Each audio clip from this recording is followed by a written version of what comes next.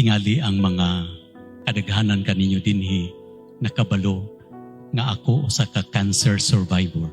Lisod kaayo kato nga treatment, radiation o chemotherapy o surgery. Sunod-sunod ang uban magdungan. Pero ngano naka-survive ako? Una, tungod sa kaluoy o grasya sa Ginoo. Ikaduha, tungod sa pag-atiman kanako sa mga tao, sa ilang mga pag-ampo o sa ilang mga suporta. Pero doon ay ikatulo nga butang nga nakatabang kanako pag-recover. Doon ay mga panahon nga dili ko gusto mo kaon. Tungod kay walay lami ang pagkaon. Tungod sa epekto sa tambal nga gidapat sa akong lawas because of my treatment. Maghila ko kung mukaon ko. And at times, it will take 2 hours for me to finish my meal.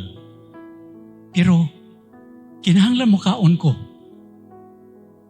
Otherwise, I will not live.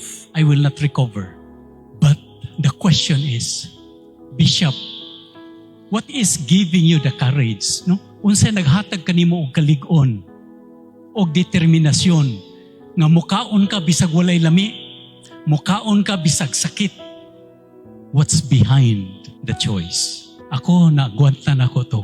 Tungod kay sulod sa akong kasing-kasing, ang ako giyong pangandoy nga makabalik ko sa tandag and continue to fulfill the mission entrusted to me by God in 2018. Ug kato ang nakadasig kanako, I want to go back to tandag. And every time magsuka ko sa akong gikaon, mubalik ko sa lamisa and tell myself, I want to go back to tandag. That was the meaning that inspired me. Mga igsoon, ang mga butang nga atong gipili o gidesisyonan for the sake of mission, for the sake of others, mahimo siyang makahuluganon.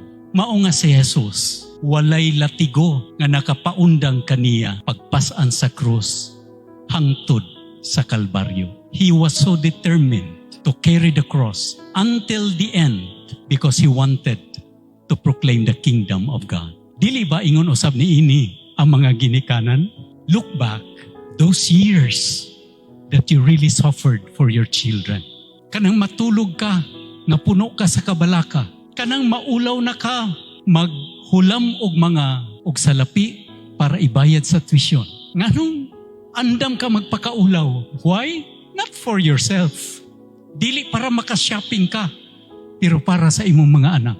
Ang atong mga cross nga gipasan, makahuluganon kaayo if they are carried for others. Dili para sa kaugalingon, kundili para sa uban. Mao nga mga igsuon, ang tanan nato nga mga pag-antos, atong dadon sa krus ni Jesus, sa tiilan sa krus ni Jesus.